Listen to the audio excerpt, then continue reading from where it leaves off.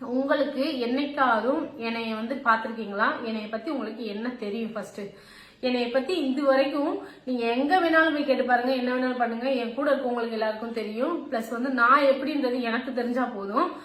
நீங்க சொன்னீங்க பாத்தியா, நான் ஆதாரம் வச்சிருக்கேன்னு சொல்லிட்டு, நீ ஆதாரத்தை இறக்குங்க. கண்டிப்பா நீ ஆதாரம் கொடுக்கணும்.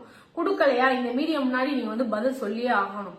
அதை கேட்டுட்டு சில சேனல்ஸ் பேசுறீங்க, அதை நான் 2வது வரை இவங்களுக்கு ஃபர்ஸ்ட் நான் பதிலடி கொடுத்துக்கிறேன்.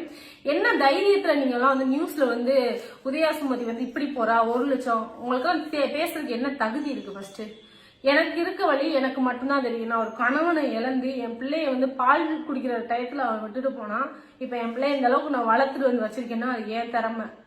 நான் யார்கிட்ட போய் சம்பாதிக்கணும் அவசியம் எனக்கு கிடையவே கிடையாது. நிச்சயத்துக்கு கூட என் பிள்ளைய பாத்துக்க எனக்கு தைரியம் இருக்கு. அது மீறி இல்லாட்டி எனக்கு கை கால் இருக்கு, கடவுள் கொடுத்துருக்கா, நான் இன்னும் உழைப்பேன். அதை தாண்டி நீங்க வந்து என்னை இவ்வளவு தூரம் அவமானப்படுத்தி இருக்கிறதுக்கு, இவ்வளவு அசிங்கப்படுத்தி இருக்கிறதுக்கு நீங்க பதில்